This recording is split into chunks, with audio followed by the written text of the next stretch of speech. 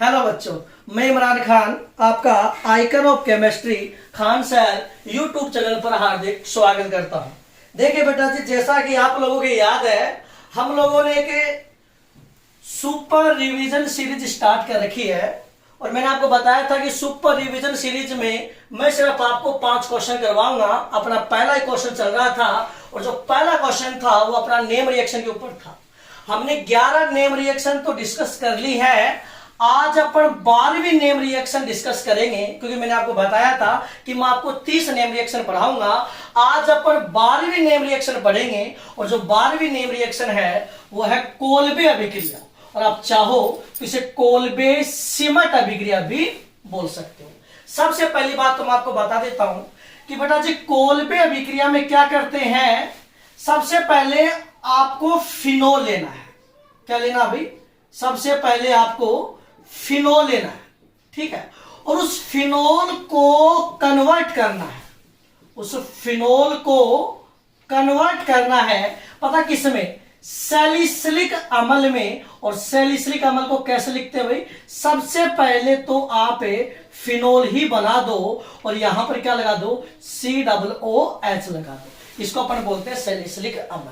यानी कहने का मतलब यह है कि भाई हम लोगों ने एक सुपर रिवीजन सीरीज स्टार्ट कर रखी है और उस सुपर रिवीजन सीरीज में मैंने आपको बताया था कि मैं आपको 5 क्वेश्चन करवाऊंगा और 5 क्वेश्चन के माध्यम से पूरी की पूरी ऑर्गेनिक केमिस्ट्री याद करवाऊंगा। अपना पहला क्वेश्चन चल रहा था, पहले क्वेश्चन में नेम रिएक्शन थी। हमारे सिलेबस में 30 नेम रिएक्शन है, 11 नेम रिएक्शन अपन पढ़ चुके हैं। आज हमने 12वीं नेम रिएक्शन स्टार्ट की है और वो है कोल्बे अभिक्रिया, या फिर आप चाहो तो इसे कोल्बे सिमट अभिक्रिया भी बोल सकते हो। अब सबसे पहले तो आपको ये पता होना चाहिए कि कोल्बे अभिक्रिया में करते क्या है, हमारा टारगेट क्या है, हमारा लक्ष्य क्या है। तो कोल्बे अभिक्रिया में बेटा सबसे पहले आपको फिनोल लेना पड़ता है और उस फिनोल को सैलिसिलिक अम्ल में चेंज करना पड़ता है। तो फिनोल को सैलिसिलिक अम्ल में परिवर्तित करने के लिए कोल्बे अभिक्रिया का उपयोग किया जाता है। तो सबसे पहले तो मैं आपको कोल्बे अभिक्रिया को याद करने की ट्रिक बता देता हूं, क्योंकि आप सबसे पहले जब भी कोई भी रिएक्शन पढ़ते हो तो आपको उस रिएक्शन की ट्रिक की आवश्यकता होती है, यानी उस रिएक्शन का क्या चाहिए? आपको फंडा चाहिए। तो सबसे पहले मैं आपको कोल्बे रिएक्शन का फंडा बता देता हूं। कोल्बे रिएक्शन का एक सिंपल सा फंडा है, ठीक है। कोल्बे रिएक्शन का एक सिंपल सा फंडा है और वो ये है कि मैं फिर भी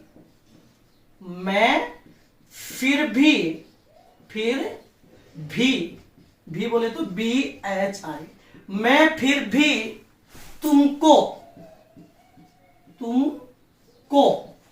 चाहूंगा। मैं फिर भी तुमको चाहूंगा, ठीक है भाई। इस गाने के माध्यम से आप ये रिएक्शन याद कर सकते हो। मैंने इस रिएक्शन की ट्रिक क्या बताई कि मैं फिर भी तुमको चाहूंगा, ठीक है। तो सबसे पहले देखिए, फिर का मतलब आपको समझना है फिनोल। फिर का क्या मतलब समझना आपको? फिनोल। भी का मतलब आपको समझना है बेस। क्या समझना है? बेस। सबसे पहले आपको फिनोल लेना है और उस फिनोल की रिएक्शन बेस के साथ करवानी है। आपको पता है कि फिनोल अम्लीय प्रकृति का होता है और जब भी ये बेस के साथ रिएक्शन होती है तो उदासीनीकरण अभिक्रिया होती है, सोडियम फिनॉक्साइड आयन बनेगा। फिर जो सोडियम फिनॉक्साइड आयन बनेगा उसकी रिएक्शन को का मतलब आप कार्बन मोनोऑक्साइड समझते हो, लेकिन आपको को का मतलब यहां पर CO2 ध्यान में रखना है।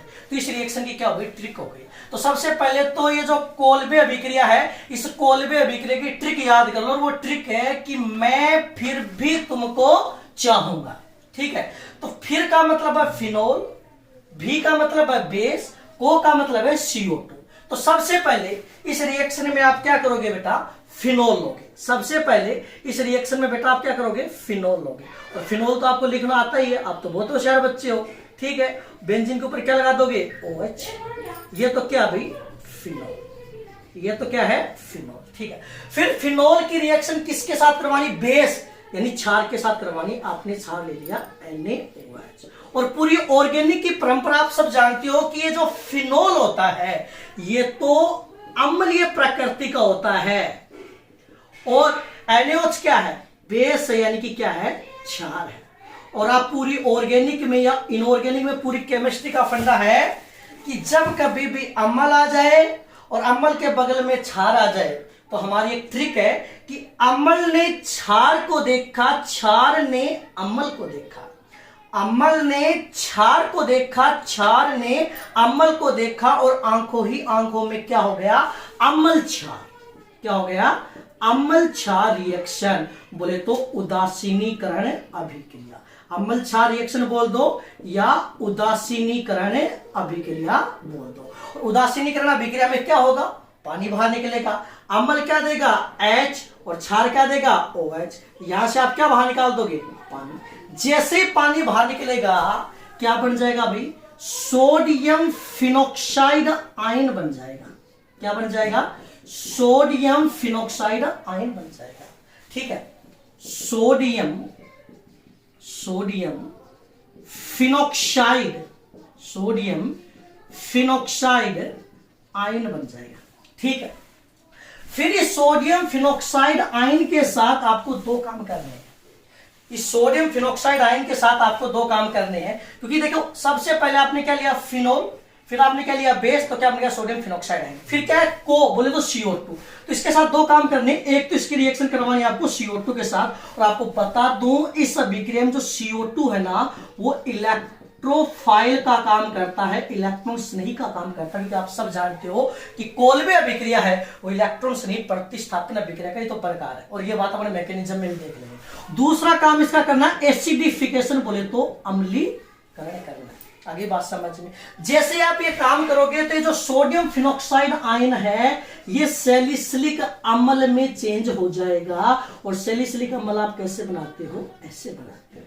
ठीक है, ये क्या बन गया भाई, सैलिसिलिक अम्ल। और इस सैलिसिलिक अम्ल को तो आप डायरेक्ट याद कर लेना, क्योंकि बेटा कई बार तो बोर्ड एग्जाम में सैलिसिलिक अम्ल का डायरेक्ट संरचना सूत्र पूछ लिया जाता है, और कई बार इस सैलिसिलिक अम्ल का IUPAC नाम भी पूछ लिया जाता है। तो आप जानते हो कि COOH वो तो सीनियर फंक्शनल ग्रुप है। ठीक है, और OH है वो क्या है, जूनियर फंक्शनल ग्रुप है। ठीक है, ये सीनियर क्रियात्मक समूह, जूनियर क्रियात्मक समूह है, तो इसको तो आप क्या मानोगे, इप्सो, तो ये क्या हो गया, ऑर्थो। ठीक है, यानी ऑर्थो पे क्या है, OH है, और इप्सो पे क्या है, COOH है। आप ये मत बोल देना कि इप्सो पे OH है और ऑर्थो पे COOH है, वो गलत हो जाएगा। तो इसका IUPAC नाम क्या होगा भाई, इतने इतने का नाम, क्योंकि सीनियर है, इतने इतने का नाम तो अपन जानते हैं। जब भी बेंजीन के ऊपर COOH आता है उसको अपन बोलते हैं बेंजोइक अम्ल। ठीक है, और 2 नंबर पे क्या आ जाएगा, हाइड्रोक्सी, तो नाम क्या हो जाएगा, 2 हाइड्रोक्सी बेंजोइक अम्ल, 2 हाइड्रोक्सी बेंजोइक अम्ल। तो ये बेटा आपकी कौन सी अभिक्रिया होगी, कोलबे अभिक्रिया। दिमाग में आपको एक बात सेट करनी है कि कोलबे अभिक्रिया में आपको फिनोल को और किस में चेंज करना है, सैलिसिलिक अम्ल में चेंज करना है। जब कभी भी फिनोल को सैलिसिलिक अम्ल में चेंज करो तो आपके दिमाग में कोलबे अभिक्रिया नहीं चाहिए। हालांकि फिनोल से सैलिसिलिक अम्ल अपन राइमर टिमान कार्बोक्सिलीकरण अभिक्रिया के द्वारा भी बना सकते हैं, लेकिन आपको दिमाग में ये रखना, जब भी फिनोल को सैलिसिलिक अम्ल में बदलना हो तो आपके दिमाग में कौन सी अभिक्रिया नहीं चाहिए, कोलबे अभिक्रिया। और याद करने की एक सिंपल सी ट्रिक है, हाफ गर्लफ्रेंड पिक्चर मूवी का एक गाना है, पता नहीं कौन सी मूवी का गाना है, लेकिन गाना क्या है, मैं फिर भी तुमको चाहूंगा। अर्जुन कपूर और श्रद्धा कपूर का शायद ये गाना है। ठीक है भाई, तो सिंपल तरीका, मैं फिर भी तुमको चाहूंगा, इस गाने के माध्यम से आप इस रिएक्शन को याद कर सकते हो। अब मैं आपको इस रिएक्शन की मैकेनिज्म बताऊंगा, और मैकेनिज्म जानने से पहले सिर्फ आप एक छोटी सी बात याद कर लो कि कोलबे अभिक्रिया एक इलेक्ट्रॉन स्नेही प्रतिस्थापन अभिक्रिया है। बोले तो क्या है, ESR, इलेक्ट्रोफिलिक सब्स्टिट्यूशन रिएक्शन, यानी क्या है, इलेक्ट्रॉन स्नेही प्रतिस्थापन अभिक्रिया। और दुनिया में जितनी भी इलेक्ट्रॉन स्नेही प्रतिस्थापन अभिक्रिया होती है वो 3 स्टेप में कंप्लीट होती है। पहली स्टेप है, सबसे पहले स्टेप फर्स्ट, सबसे पहले स्टेप फर्स्ट क्या होती है? इलेक्ट्रॉन स्नेही की उत्पत्ति। इलेक्ट्रॉन स्नेही बोले तो E+, इलेक्ट्रॉन स्नेही की उत्पत्ति। और आपको जानकर बेहद खुशी होगी कि कोल्बे अभिक्रिया में जो इलेक्ट्रॉन स्नेही है उसका काम कौन करता है? CO2। यानी जो कार्बन डाइऑक्साइड है, जो कार्बन डाइऑक्साइड है वो कोल्बे अभिक्रिया में किसका काम करता है? इलेक्ट्रॉन स्नेही का काम करता है। कैसे करता है? क्योंकि आप सब जानते हो कार्बन डाइऑक्साइड को आप ऐसे लिख सकते हो, C+O। ठीक है। और आपको पता है ये इसमें एक सिग्मा है, एक पाई है, एक सिग्मा है, एक पाई है। ऑक्सीजन परमाणु की विद्युत ऋणता ज्यादा होती है और कार्बन की कम होती है, तो पाई बॉन्ड के इलेक्ट्रॉन कार्बन से ऑक्सीजन की तरफ शिफ्ट हो जाते हैं। जैसे इसके ऊपर क्या आएगा? नेगेटिव, और इसके ऊपर क्या आएगा? पॉजिटिव। ठीक है। ऑक्सीजन के ऊपर नेगेटिव क्या है? स्टेबल है। तो कार्बन पे क्या आ गया? प्लस, और कार्बन पे प्लस आने के कारण ही ये किसकी तरह काम करता है? इलेक्ट्रॉन स्नेही की तरह काम करता है। ठीक है। तो सबसे पहली बात, कोल्बे अभिक्रिया एक इलेक्ट्रॉन स्नेही प्रतिस्थापन अभिक्रिया है, और हम इस अभिक्रिया की क्या पढ़ रहे हैं? मैकेनिज्म पढ़ रहे हैं। और दुनिया में जितनी भी इलेक्ट्रॉन स्नेही प्रतिस्थापन अभिक्रिया है तो 3 ही तो स्टेप में होती है। पहली स्टेप क्या होती है? इलेक्ट्रॉन स्नेही की उत्पत्ति। और इलेक्ट्रॉन स्नेही कोल्बे अभिक्रिया में कौन होता है? CO2। याद कर लेना बेटा, बोर्ड एग्जाम में डायरेक्ट पूछ सकते हैं कि कोल्बे अभिक्रिया में इलेक्ट्रॉन स्नेही कौन है? तो इलेक्ट्रॉन स्नेही कौन है? CO2। ठीक है। फिर स्टेप सेकंड क्या होती है? फिर स्टेप सेकंड क्या होती है? आप सब जानते हो, एरिनियम आयन का बनना। एरिनियम आयन का बनना। एरिनियम आयन का बनना। और एरिनियम आयन कैसे बनता है ये भी आप जानते हो। एरिनियम आयन कैसे बनता है कि जो इलेक्ट्रॉन्स नहीं है ये किस पे अटैक करेगा? फिनोल पर। लेकिन आपको पता है कि फिनोल पर तो अटैक कर नहीं पाएगा, क्योंकि आप अभिक्रिया क्षारीय माध्यम में करवा रहे हो। क्योंकि जो फिनोल है वो तो अम्लीय प्रकृति का ना, जो फिनोल है वो तो किस प्रकृति का है? अम्लीय प्रकृति का है। ठीक है। और आप अभिक्रिया क्षारीय माध्यम में करवा रहे हो, और NaOH कहेंगे क्षार है। और पूरी केमिस्ट्री की परंपरा है कि जब कभी भी अम्ल आ जाए, जब कभी भी क्षार आ जाए, तो हमारी वही टेक्निक, अम्ल ने क्षार को देखा, क्षार ने अम्ल को देखा, आंखों ही आंखों में हो गया अम्ल क्षार, बोले तो एसिड बेस रिएक्शन, उदासीनीकरण अभिक्रिया। ठीक है। और उदासीनीकरण अभिक्रिया में क्या होगा? यहाँ से क्या जाएगा? H, और यहाँ से क्या जाएगा? OH, पानी तो निकलेगा बाहर, और क्या बनेगा? Sodium phenoxide ion. ठीक है। तो आपका जो इलेक्ट्रॉन स्नेही होगा, आपका जो इलेक्ट्रॉन स्नेही होगा, क्या वो फिनोल पर अटैक करेगा? क्या नहीं, वो फिनोल पे इसलिए नहीं अटैक कर पाएगा क्योंकि जो फिनोल है वो तो क्षारीय माध्यम में किसमें बदल गया? सोडियम फिनोक्साइड आयन में चेंज हो गया है। तो अब आपका जो इलेक्ट्रॉन स्नेही है वो किस पर अटैक करेगा? सोडियम फिनोक्साइड आयन पर अटैक करेगा, यानी कि सोफिया पर अटैक करेगा। किस पर अटैक करेगा भाई? सोफिया पर। सोफिया बोले तो सोडियम फिनोक्साइड आयन पर अटैक करेगा। ठीक है। अब सोडियम फिनोक्साइड आयन पर कौन अटैक करेगा? इलेक्ट्रॉन स्नेही। अब इलेक्ट्रॉन स्नेही कौन है? CO2। और CO2 को अपन कैसे लिखते हैं? C+O। आपको पता है इस पे कार्बन पे क्या प्लस और O पे क्या है? माइनस। अब आपको पता है इलेक्ट्रॉन स्नेही वहां अटैक करता है जहां इलेक्ट्रॉन घनत्व ज्यादा होता है। और हम एक बात जानते हैं कि फिनोल और फिनोक्साइड आयन में अनुनाद के कारण ऑर्थो और पैरा स्थितियों पर इलेक्ट्रॉन घनत्व अधिक होता है। तो इलेक्ट्रॉन स्नेही या तो ऑर्थो पे अटैक करेगा या पैरा पे अटैक करेगा, लेकिन आपको अटैक ऑर्थो पर ही करवाना है, क्योंकि ऑर्थो से जो उत्पाद बनेगा उसमें हाइड्रोजन बॉन्डिंग होगी, जिससे अणु का क्या बनेगा? स्थायित्व बनेगा। और अटैक कैसे करवाना आपको पता है कि ये फिनोक्साइड आयन इस समय क्या होगा? अनुनाद कैसे करवाते हैं? लोन पेयर को डबल बॉन्ड में, डबल बॉन्ड को लोन पेयर में। जैसे ही अनुनाद करवाओगे यहाँ पे क्या आएगा? नेगेटिव। उस नेगेटिव पर कौन अटैक कर देगा? इलेक्ट्रॉन अटैक कर देगा। और कैसी स्पीशीज बन जाएगी भाई? तो ध्यान से देखना, यहाँ पर तो क्या जाएगा? Double bond. ठीक, यहाँ पर तो क्या जाएगा? Double bond. बगल में Na+ पड़ा तो पड़ा रहने दो, कोई दिक्कत नहीं है। यहाँ पर क्या है? डबल, और यहाँ पे क्या है? डबल। और यहाँ पे क्या आ जाएगा भाई? C डबल बॉन्ड O और O माइनस। देखो C डबल बॉन्ड O और O माइनस। ठीक है। लेकिन एक बात बताइए, इलेक्ट्रॉन स्नेही का अटैक हो गया, बहुत अच्छी बात है। पहले ये यौगिक क्या था? एरोमेटिक था।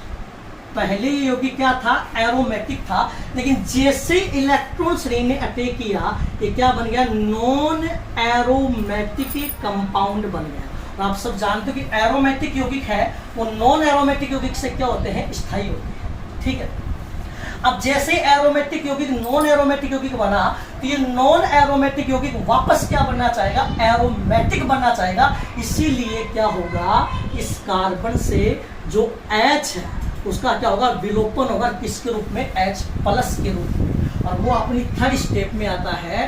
और थर्ड स्टेप आप सब जानते हो बेटा क्या होती है, विप्रोटोनीकरण। विप्रोटोनीकरण, और विप्रोटोनीकरण का मतलब आप सब जानते हो क्या होता है, H प्लस का बाहर निकलना, H प्लस का बाहर निकलना। ठीक, तो चलो विप्रोटोनीकरण करवा देते हैं उसका। तो पहले मैं उसको लिख लेता हूँ। विप्रोटोनीकरण क्यों होगा, वापस एरोमेटिक बनने के लिए। ठीक, डबल बॉन्ड O और यहाँ पर क्या है, Na।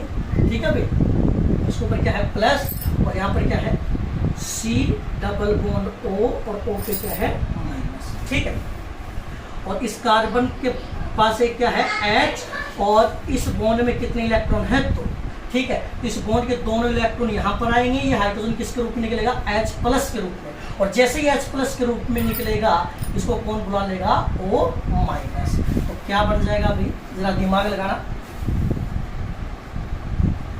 ये तो मैंने क्या बना दी भाई, वापस क्या बन गई, बेंजीन, और जैसे ये बॉन्ड के इलेक्ट्रॉन यहाँ आएंगे तो ये इलेक्ट्रॉन यहाँ चला जाएगा, यहाँ पर क्या आ जाएगा, O माइनस वापस, और बगल में क्या है, Na प्लस, और यहाँ पर क्या हो जाएगा, C डबल बॉन्ड OH। ठीक है, और लास्ट में अपन इसका क्या कर देंगे, एसिडिफिकेशन, बोले तो अम्लीकरण।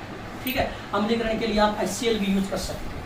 ठीक, तो यहाँ से क्या होगा, इसका Na प्लस और इसका Cl माइनस, NaCl को तो क्या कर दो आप बाहर, और क्या बन जाएगा भाई, ये सैलिसिलिक अम्ल बन जाएगा। क्या बन जाएगा भाई, सैलिसिलिक अम्ल बन जाएगा।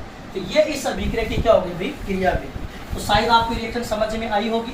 देखिए, अगर क्रियाविधि आपकी नहीं भी समझ में आई है तो आपको टेंशन लेने की जरूरत नहीं है। क्रियाविधि से सिर्फ आपको एक ही बात माइंड में सेट करनी है, और वो ये है कि कोल्बे अभिक्रिया, कोल्बे अभिक्रिया, पहली बात तो एक इलेक्ट्रॉन स्नेही प्रतिस्थापन अभिक्रिया है, और दूसरी बात इसमें जो इलेक्ट्रॉन स्नेही होता है वो कौन होता है, CO2 कार्बन डाइऑक्साइड।